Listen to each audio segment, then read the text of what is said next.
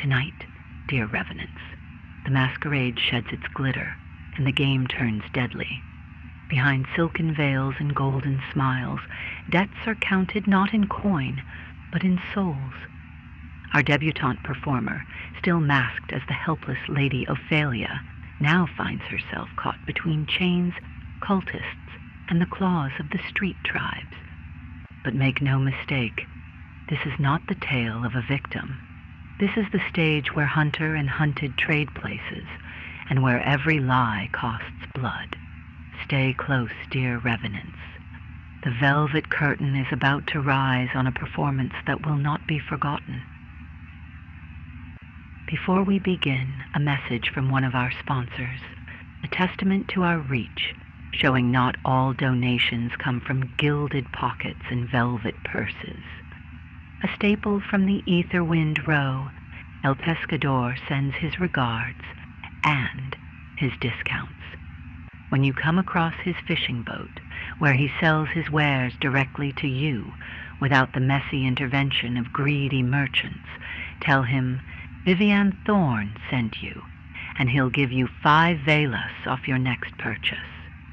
A reminder that our stories are for you, the citizenry, the listeners, my dear revenants. Erica heard the sound of footsteps approaching. Her master's training still weaved through her. This was simply another performance, nothing more. Erica knew what she was doing. But Ophelia? She was some helpless noble caught in a game over her head. She needed to make sure they still believed that. She started to struggle, shifting her hands, grunting and making noise, trying to convince them that she was scared. The footsteps approached and slammed against the bars of her cell. Quiet in there, or we'll gag you too. She sold the part well enough, it seemed. This gave her a chance to get a better look at her captor. A thug. He was Sivandi, a beast of a man with striped fur and shimmering yellow eyes like a tiger. That meant that Almiro was using one of the street tribes to do his work for him. This added a layer of complexity to the task.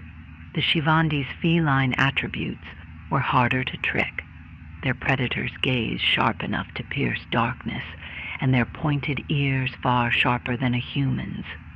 Then there were the claws. Even without weapons, fighting claw and fang, the Shivandi were not to be trifled with. Again, she cursed silently. This meant she needed to be cautious and think creatively. Brute force wasn't going to cut it, but it was interesting that someone like Almiro is using a street tribe for his dirty work. It must be something he doesn't want the public eye to witness then. Another set of footprint. This time the steps echoed with the clacking of fine heels. Must be Almiro. She was right. Almiro approached the cell and she doubled down on her performance, tears swelling in her eyes. "What are you doing?" "Let me go." Erica's voice trembled with convincing fear and doubt. She was putting all the skills that Lucius taught her to the test here, learning a hard lesson about easing the illusion when she thought she was in charge. Almiro seemed to buy it. Good. It meant he didn't know who or what she was just yet. Let him believe he's in charge then. Let his pride be his undoing, as hers was before. Almiro seemed to enjoy this act. He was smiling, more amused than satisfied. "I'm sorry, darling, but it's just business. For what it's worth, I certainly enjoyed your company. I would have waited until after, but, well, my debts can't." Erica's confusion wasn't just part of the act. What are you talking about? Money. I can give you money. Just let me go." Almiro shook his head. "No, it's not money. Well, not just money.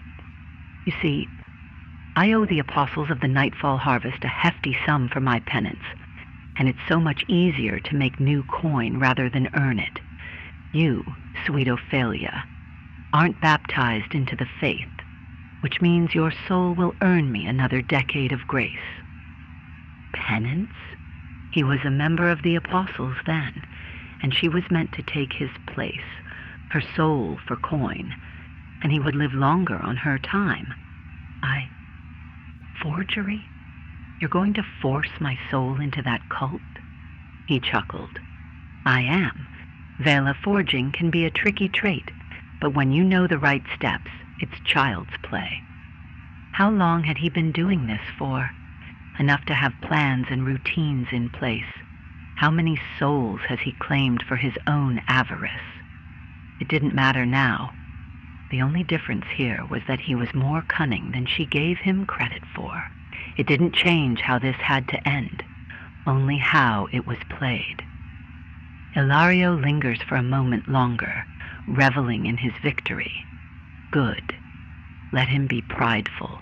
Let him lower his guard. Erica struggles against the restraints once more, selling the act with a performance that could rival the stars of the Silver Knights Theater. Finally, someone approaches Ilario, whispering, and he sighs. As fun as this has been, I must be going now. He pauses to order the Shivandi thug something I can't hear before leaving.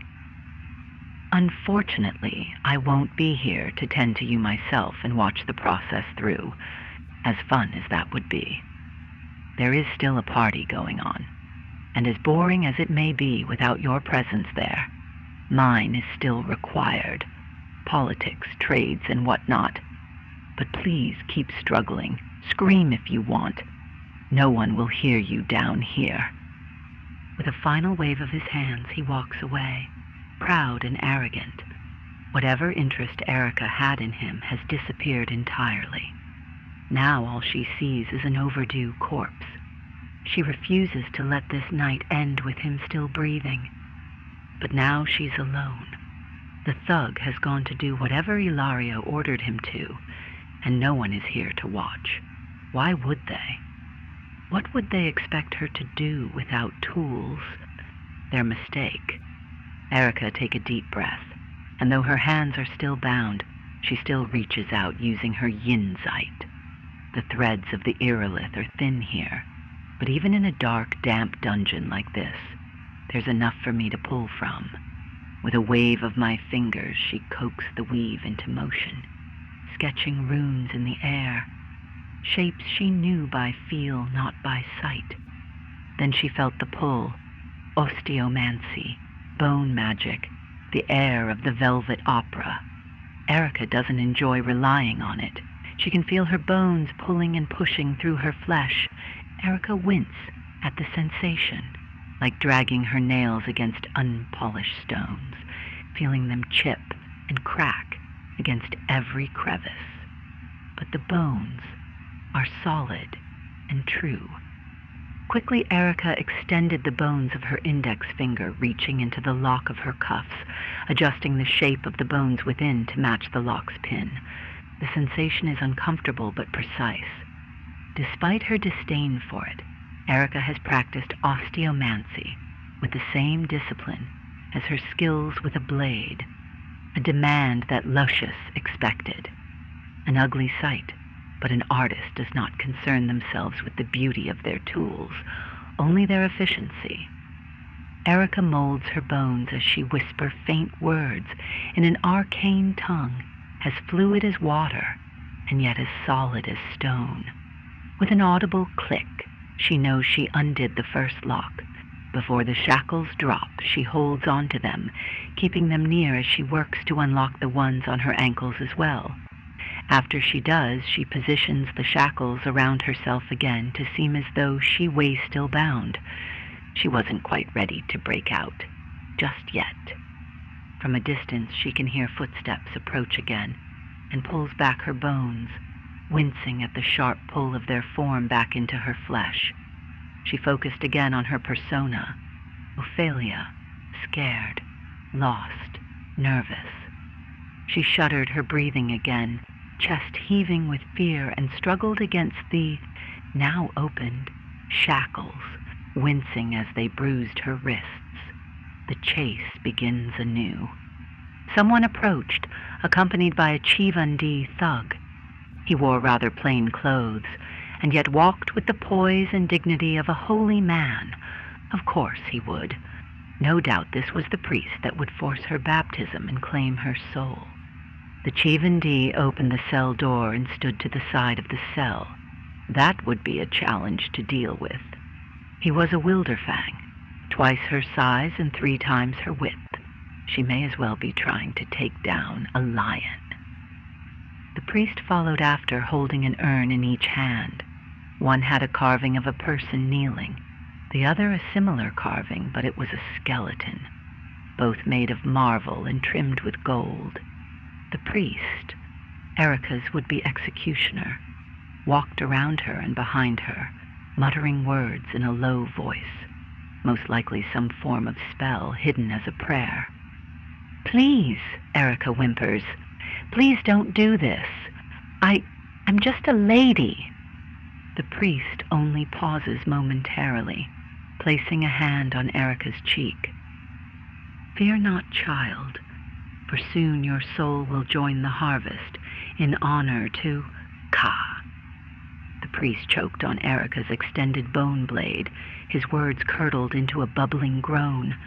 As he spoke, Erica swiftly uttered the ethereal words of command under her breath, and the bones of her forearm extended, sharp and honed like a blade under her hand, long enough to pierce through the priest's neck with haste.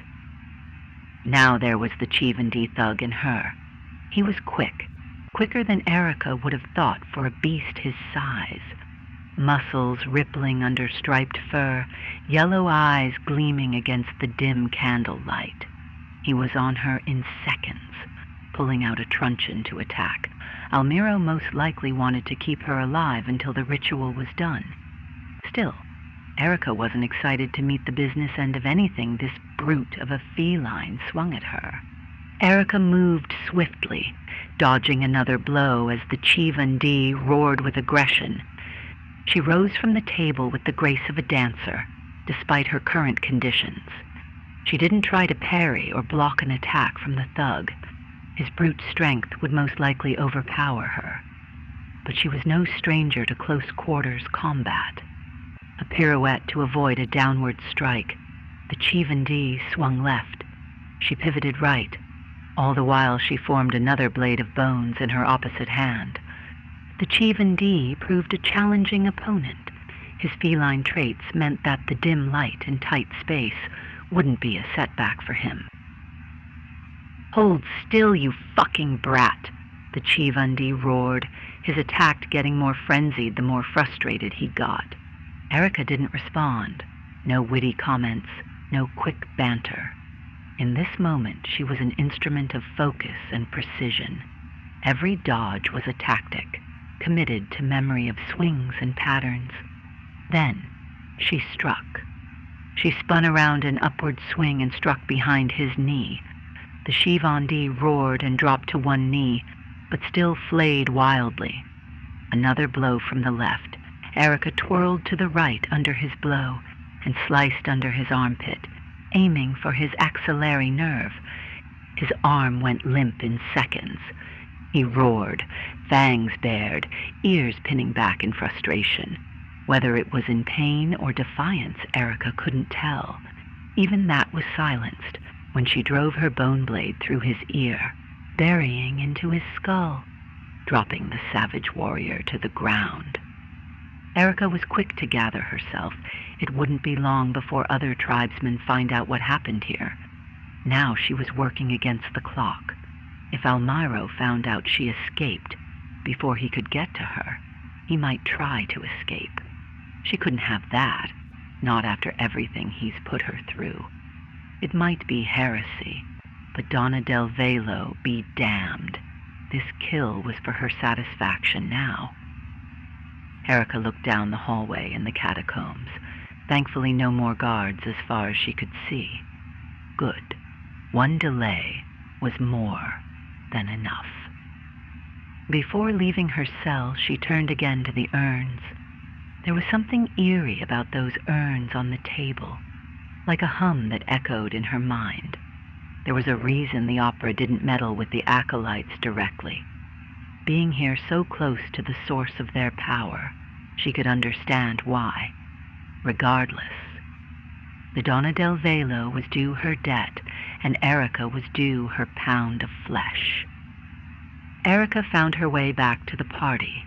It took killing another 2 Shivandi thugs to find her way back. They bore their fangs and claws, but they were not a challenge for her osteomancy. She was able to deal with them quickly enough. Ophelia had served her purpose. Now Erica had to adapt once more to the current situation. Rather than pick up that mantle again, she hid herself amidst the servants. Less eyes on her this way. Finding Almiro once more wasn't hard. He was still the talk of the party after all. Still, now that she found him again, she still needed to find a way to get closer to him. Opportunity presented itself. As expected, someone, a masked servant, whispered in his ear. From the way he reacted, it wasn't hard to tell that he'd been informed of Erica's escape. He finished some conversation he was having with some noble or another before dismissing himself, trying to play off his frustration with as much elegance as he could muster. Erica followed after him, watching his every move from whichever corner she could find. She gathered that he was being escorted out, only accompanied by 2 rather large servants. She waited until he was led through the party's halls towards the back. A man of his status would have to make a sudden disappearance like this be a subtle affair, which meant Erica had ample opportunity to strike. Finally, he was taken to the estate's carriage house. It was a high-ceilinged structure of wrought iron and stone, where the estate's mechanized wagons and lithe coaches are stored. Conspicuous. There wouldn't be party-goers here. Once he was led inside, Erica sprung herself forward. Now was the time to strike. Inside, she found nothing but stored lithe coaches and wagons. The carriage house was filled with his and the guests' vehicles. Still, he had to have some sort of exit. Here she could rely on her insight more than her sight. She focused. Closing her eyes and taking a deep breath, she pierced the veil with her insight into the arcane. Here she could see it, the plumes of energy anchored to a single point that shined against the darkness, the souls. She could see at least 5 or 6 of them in one area. That's where he would be then. She also noted a separate one elsewhere. It was close, but not with the group. Erica noted the extra presence, but kept her focus on the group. It was downwards, clutching together somewhere underground. A hidden tunnel, then? Erica wondered just how many holes this rat's nest had. She looked around the vehicles here. One of them must be hiding an entrance. They must have left in a hurry because she found the hatch still opened. Then they knew he was being chased. Erica hopped down the hatch, landing with the quiet care of a cat on the prowl. She found her target once more. Besides him were 2 Shivandi thugs and 2 masked servants. They were preparing a lithe coach to escape. She had to work fast. Out here she had an easier time reaching into the aerolith for power than she did in the catacombs. She reached to the threads of the aerolith with her insight quickly, the power feeling hot against her body before she reformed it for her spells.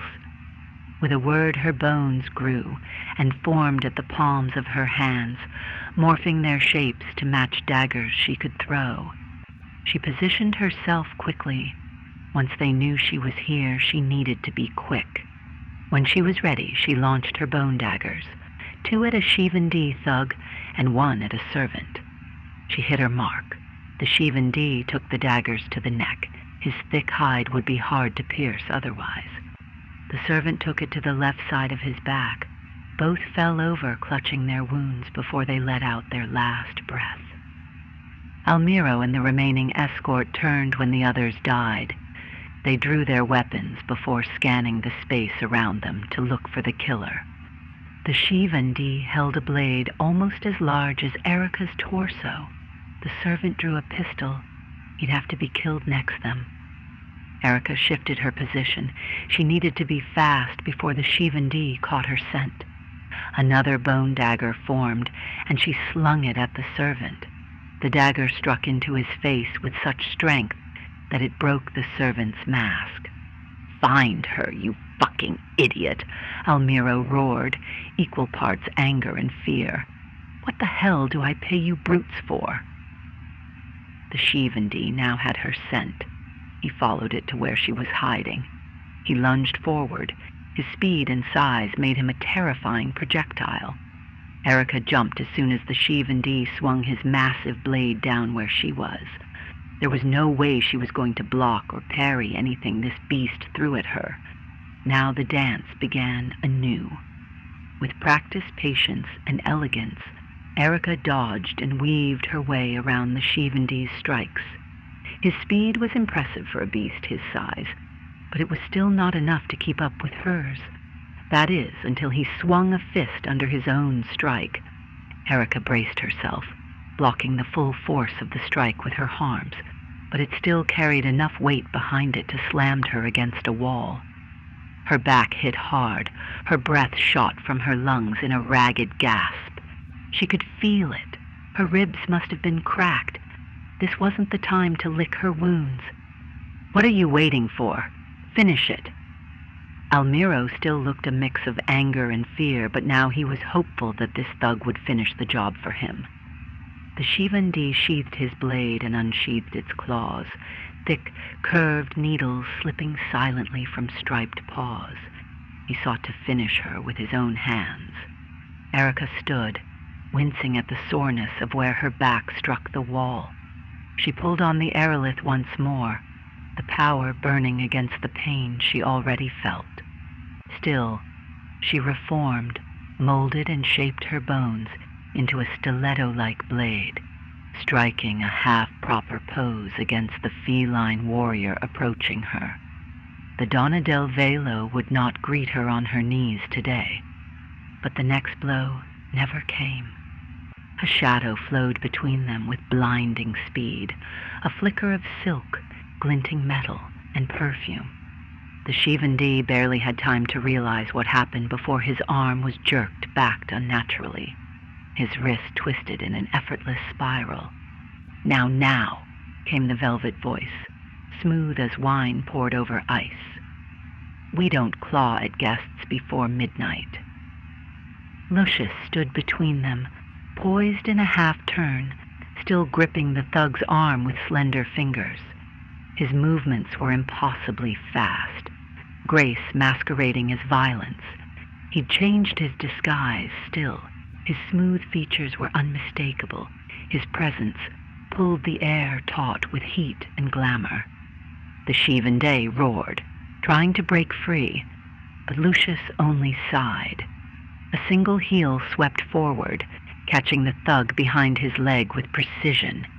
In one flowing motion, he spun the thug off balance and brought him to the floor. Not a single hair fell out of place. "Shh, hush, kitten." With a smooth motion of his hands, he twisted the head of the Shivandi with an audible crack, breaking the Shivandi's neck and stilling him altogether. With the thug now silent, Lucius turned his attention to Erica, judging her form and shaking his head with disappointment. "Your form is still flawed, Venomet. I expected more from you. Perhaps you're not as ready as I thought you'd be." Erica couldn't muster a comeback to his comment. She was still awestruck from what she just witnessed. Had he been following her? How long was he paying attention to her movements? "You still have a performance to complete, dear." It took her a moment to recollect herself and realize what he was talking about. Then she shakes her head and remembers what she's supposed to be doing. Almiro still needed to be killed, and it seemed Lucius was content to let her finish her first solo mission by herself. At least get the target by herself. Questions would have to wait. Erica turned her attention to Almiro, who was already trying to make a desperate run for the escape Lithcoach. Immediately she hurled her bone blade into his leg, striking him below the knee. He tumbled and fell to the ground, writhing in pain. He gritted his teeth to bite back a scream. It didn't matter. The fear in his face was enough for Erica's satisfaction. She walked towards him, manifesting another bone blade. Her steps were slow and deliberate. Erica was tasting his desperation.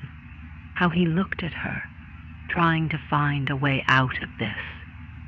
"No, please," Alero pleaded. "Please, you don't have to do this. We can find a way. We can—" Erica silenced his pointless plead by plunging her blade into his heart. He gurgled, choking on his own blood. Erica leaned into his ears as he claimed his final breaths in fear. "There's no deal to be made. You were never making it out alive."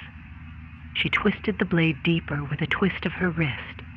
"All you did was make it personal." When his last breath left him, Erica rose, her chest rising with the finality of the moment. Her first claim for the Donna del Velo finally finished, a messy endeavor and a lackluster performance. But she was not deprived of her finale tonight. Lucius approached to stand behind her, setting his gentle hands on her shoulders. "You hesitated tonight," he said. "It nearly cost you your claim and your life. But you performed adequately for your first mission by yourself." Erica flinched at his words. There was something to the way he said them that had her reflecting on the events of the night. This mission, this target, the ritual he was going to perform, the way he'd chosen her out of all attendants. You knew, didn't you?" Erica shuddered at the realization. "This was just another lesson." She didn't have to turn around. When Lucius answered, she could feel the smile on his lips. "Be sure to never forget the lessons you learned here tonight, my Venomette." Without another word, Lucius stepped away, already leaving the scene. There was no need to paint a canvas here tonight with the bodies, no need to leave a message. Tonight, Erica had been the project, not Almiro. I am the hunter, never the hunted. And tonight she finally believed it. And so, the masquerade has ended, not with applause, but with the silence of corpses and the weight of hard lessons learned. Erica Bastos claimed her first mark for the Donna del Velo, not with flawless poise, but with a raw and ruthless finality. Yet even in victory a sharper truth lingers. This was never Almiro's stage. It was hers. Tonight she ceased to be the hunted. Tonight she became the hunter. We presented this tale to you, the citizenry, as a cautionary tale. Indeed, the rumors of the Velvet Opera assassins are true, and they do hide among us. Whether it comes from within the coat of a factory worker or the elegant sleeve of a high-born noble, a blade in the dark doesn't discriminate its target. Be wary, dear revenants.